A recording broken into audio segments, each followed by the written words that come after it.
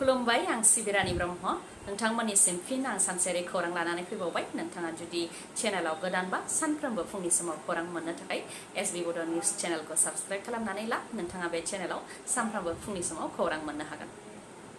फरायसाफोरनि थाखाय गोजोनथाव खौरां पोस्ट ग्रेजुएट फरायसा अदेबानि एमए एमएससी बा एमकम फरायनाय फरायसाफोरनि थाखाय गोजोनथाव खौरां फोसावदों आसामनि गिबि मन्त्रि डक्टर हेमन्त बिश्व शर्मा बिथाङा जायनाखि 31 मार्च उपेन्द्रनाथ ब्रह्म बिथांनि जोनोम सानखौ फरायसा सान हिसाबै फालिनाय जायो। बेनिखायनो बे सानजों लोब्बा लाखिनानै पोस्ट ग्रेजुएट फरायसाफोरनो रां होनो थाखाय थांखि फोसावदों डक्टर हेमन्त बिश्व शर्मा बिथाङा। पोस्ट ग्रेजुएट फरायनाय फरायसुलिफोर हस्टेलाव थायोबाबो बा थायाबाबो गासैबो 10,000 रांखौ मोननो हागोन आरो जुदि हस्टेलाव थायोब्ला आरोबाव 10,000 रांखौ मोननो हागोन। अदेबानि हस्टेलाव थानाय फरायसुलिफ्रा गासै 20,000 रांखौ मोननो हागोन। पोस्ट ग्रेजुएट फरायनाय फरायसुलाफोरनि बेलायाव जायफोर फरायसुलाफोरा हस्टेलाव थागोन बेफोर फरायसुलाफोरा 10,000 रां मोननो हागोन। स्मार्ट पर्टेलनि गेजेरजों जायफोर फरायसाफोरा मुं थिसनदों बिथांमोननिया मुङा केपचार खालामनाय जाखाबाय। नाथाय सोर फरायसाफोरा हस्टेलाव थायो बेखौ सिनायनायावसो जेंना जागोन। बेनिखायनो रेजिस्ट्रार आरो पिजि स्टुडेन्टस इउनियना नभेम्बर आरो डिसेम्बर दानाव जाहाथे हस्टेलाव थानाय फरायसुला आरो फरायसुलिफोरनि लिस्टखौ जमा होयो बेनि थाखायबो बुंथियो। लोगोसे फोरमायथिबावदि जायनाखि मार्च दानाव बिसायख'थि जागोन बेनिखायनो फेब्रुवारि दानावनो आसाम सरकारा फान्डखौ हरगोन होननानैबो बुंथियो डक्टर हेमन्त बिश्व शर्मा बिथाङा। अदालगुरियाव सोमजिदों गंसे मबाइलनि थाखायनो बुथारनाय जाथाय। मबाइल खावनायनि सन्देहआव गोबौ सिखाजों दानथारदों सासे सुबुंखौ। अदालगुरि जिल्लानि कलाइगाव पुलिस थानानि सिङाव थानाय पुनियायाव जादों बे खास्रि बिस्रि गिथावना जाथाया।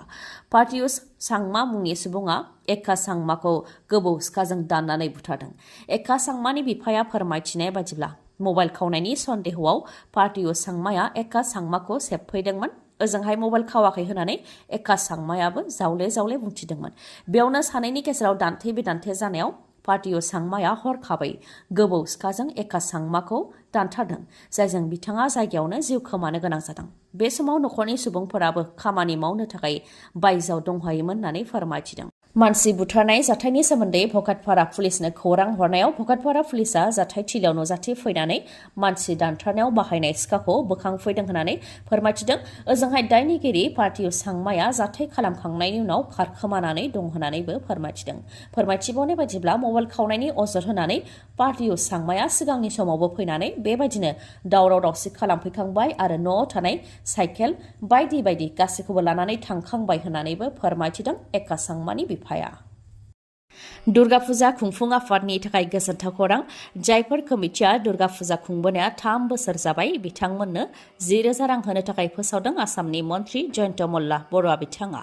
बे रांखौ होनो थाखाय आसाम सरकारा गासै 6,953 फुजा कमिटिनि लिस्टखौ बानायखाबाय होननानैबो फोरमायथिदों।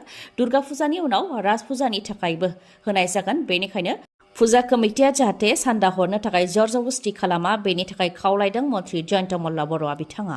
बेनि अनगायैबो दुर्गा फुजानि थाखाय एसअपि फोसावनानै होदों। फुजानि समाव जौ लोंनानै गारि सालायोबा नोंथाङा गेदेर खैफोदाव गोग्लैनो हागौ।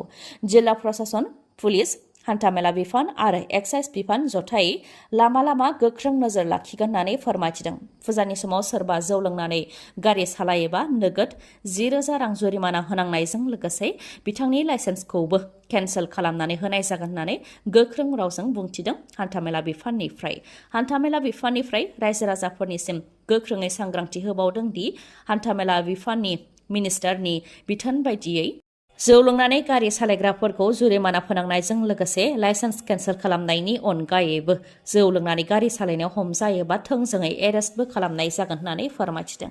बेनिखायनो जौ लोंनानै जाहाथे लामा सामायाव गारि मटर सालाया बेनि थाखाय खावलायहरदों आरो बे बेलायाव रावखौबो रेहाय होनाय जानाय नङा होननानैबो गोख्रों रावजों फोरमायथिदों। हाग्रा बिफाना वाइल्ड लाइफ प्रटेक्शन एक्टजों लोब्बा लाखिनानै सासे बर' आबादारिखौ हमबाय। हाग्रा बिफाननिफ्राय फोरमायथिनाय बायदिब्ला बाक्सानि मयनागुरियाव रबिन गयारी मुंनि सासे आबादारिया गावनि आबादखौ रैखाथि होनो थाखाय सलार फेन्सिं लागायनानै दोनदोंमोन। बे सलार फेन्सिंआवनो मैदेरा नांनानै थैनो गोनां जादों। ओनसोलनि सुबुंफोरा हाग्रा बिफाननो खौरां हरनायनि उनावनो जाथायथिलियाव हाग्रा बिफाननिफ्राय नुजाथि फैनानै रबिन गयारीखौ एरेस्ट खालामदों आरो बिथांखौ वाइल्ड लाइफ प्रटेक्शन एक्टनि केसआव कर्टसिम दैथायहरनाय जादों होननानैबो फोरमायथिदों।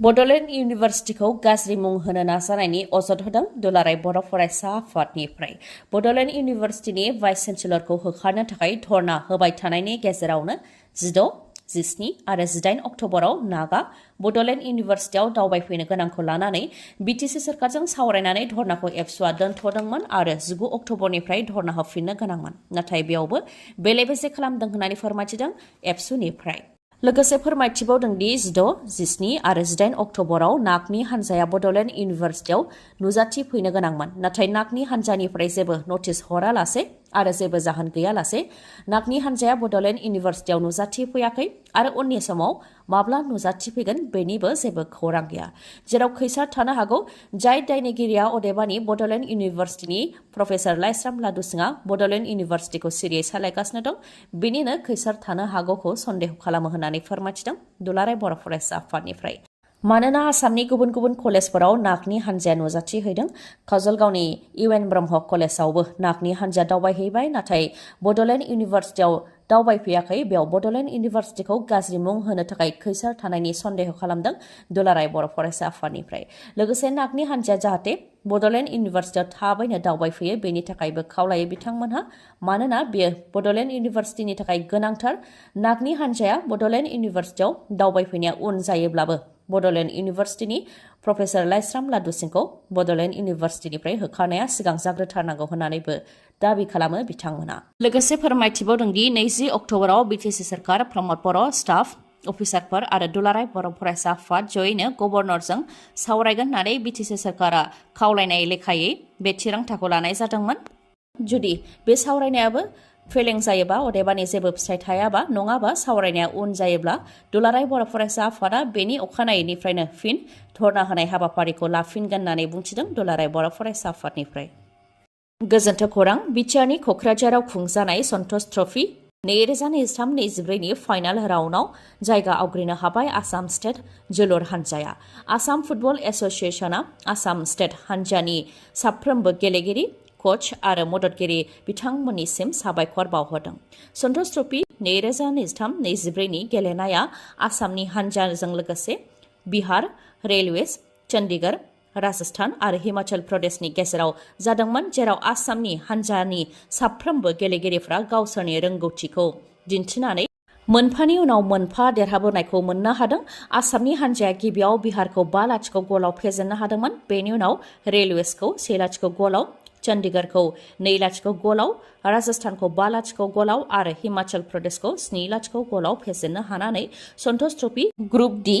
2023-24 आव फाइनाल राउन्डआव जायगा आवग्रिनो हाबाय मणिपुर रायजोआव पेट्रलनि आंखाल थांनाय 6 साननिफ्रायनो पेट्रल पाम्पफोरा बन्द जानानै दङ अइल टेंकार ड्राइभार एसोसिएशननिफ्राय फोरमायथिनाय बायदिब्ला बिथांमोनहा माहारियारि राजा लामायाव रैखाथि गैया जायनि थाखाय सिलचरनिफ्राय इम्फाल थांनाय माहारियारि राजा लामायाव रैखाथि नांगौनि थाखाय थांनाय 6 साननिफ्रायनो अइल टेंकार ड्राइभार एसोसिएशना धर्ना होनाय हाबाफारि लादों बिथांमोना गावसोरनि रैखाथिनि थाखाय धर्ना होनायजों लोगोसे माखासे दाबिफोरखौ लानानैबो धर्ना होदों बिथांमोना फोरमायथिनाय बायदिब्ला सिलचरनिफ्राय इम्फाल थांनाय लामायाव हाथियार लाग्रा आफादनि सोद्रोमाफोरा जायखिजाया ट्राक बा थाव रोगाग्रा गारि नङाबा गोनां मुवा बेसाद लांग्रा गारिफोरखौ लाखिनानै रां दाबि खालामनायजों लोगोसे हाराहास्ति खालामो जायनि थाखाय रैखाथि होनो मणिपुर पुलिसनिसिम खावलायदों ओजोंहाय मणिपुर पुलिसाबो रैखाथि होनायाव मदद होनो थाखाय सीआरपीएफफोरखौ खावलायदों अइल टेंकार ड्राइभार एसोसिएशना थांनाय 6 साननिफ्रायनो धर्ना होनायनि जाहोनाव मणिपुर रायजोआव पेट्रलनि आंखाल जादों जायनि जाहोनाव थांनाय 6 साननिफ्रायनो पेट्रल पाम्पफोरखौ मणिपुराव बन्द खालामनानै दोननो गोनां जादों बेबायदिनो मोनफानि उनाव मोनफा जाथाय सोमजिदों मणिपुर रायजोआव आरो सुबुंफोरनि आखाइ आयेन बेरेखा हाथियार थानायनि जाहोनावनो मणिपुर रायजोआव दासिमबो गोजोना गिदिंबोफिनाखै बयजोंबो अनसायजानाय पुष्पा सावथुननि एक्टर अल्लु अर्जुन बिथांनो बेस्ट एक्टरनि बान्थाखौ होनाय जाबाय दिल्लीनि बिगियान भवनाव खुंजानाय 69थि नेशनेल फिल्म एवार्ड सेरेमनियाव भारतनि प्रेसिडेन्ट द्रौपदी मुर्मु बिथाङा फिल्म इन्डास्ट्रिनि बान्था राननाय हाबाफारियाव बाहागो लादोंमोन जेराव सुकुमारजों डाइरेक्शन होजानाय आरो बयजोंबो अनसायजानाय पुष्पा द राइज सावथुननि एक्टर अल्लु अर्जुन बिथांनो भारतनि प्रेसिडेन्ट द्रौपदी मुर्मु बिथाङा बेस्ट एक्टरनि बान्थाखौ गथायबाय बेनि अनगायैबो बेस्ट एक्ट्रेस बान्थाखौ मिमी सावथुननि रलनि थाखाय कीर्ति सानन बिथांनो होनाय जाबाय लोगोसे सन्जय लीला भान्सालीनि गंगूबाई खाथियावादी सावथुननि रलनि थाखाय आलिया भाटनो होनाय जाबाय आरो वाहिदा रहमान बिथांनो दादा साहेब फाल्के बान्थाखौ होनाय जाबाय। दुर्गा फुजानि थाखाय गोजोन्थों खौरां। बे गोथार फुजानि समाव नोंथाङा गोदान बाइक बा स्कुटि बायनो सानदोंबा नोंथांनि थाखाय गोजोन्थों खौरां। काजलगावनि एमएमएच अट' हन्डा श'रुमा नोंथांमोननि थाखाय देरसिन अफार फोसावदों। जायखिजाया बाइक बा स्कुटि बायोब्लानो नोंथाङा गंसे साइकेलबो मोनथारनो हागोन। आइ बिमा दुर्गा फुजाखौ बिथा खालामनानै स्पेशल अफार होदों काजलगावनि एमएमएच अट' हन्डा श'रुमा। स्पेशल अफारफोरा जाहैबाय जायखिजाया बाइक बा स्कुटि बायोबा बेसेन नाङालासे गंनै हेलमेट मोननो हागोन। बेनि अनगायैबो 2,000, 2,500 आरो 4,000 रांनि भाउचार नोंथाङा मोननो हागोन। जायनि गेजेरजों नोंथाङा गंसे साइकेल मोननो हाथारगोन। बेनि अनगायैबो L&T फाइनान्सनि गेजेरजों फाइनान्सआव बाइक नङाबा स्कुटि लायोब्ला 5,000 रांनि स्मार्ट घड़ीबो नोंथाङा मोननो हागोन। बेफोरनि अनगायैबो खम रां होग्रोनानैनो अदेबानि 15,000 रां डाउन पेमेन्ट होनानैनो नोंथाङा गोदान बाइक बा स्कुटिखौ मोननो हागोन। लोगोसे नोंथाङा जुदि नोंथांनि गोजाम मटर साइकेल बा स्कुटिखौ सोलायनानै गोदान मटर साइकेल बा स्कुटि बायनो गोसो दंब्ला बे खाबुखौबो नोंथाङा एमएमएच अट' हन्डा श'रुमनिफ्राय मोननो हागोन। फुजानि बे गेदेर खाबुखौ मोननो थाखाय नोंथाङा गोख्रैनो काजलगावनि एमएमएच अट' हन्डा श'रुमनिफ्राय मटर साइकेल बा स्कुटिखौ बायनानै लाबोदो।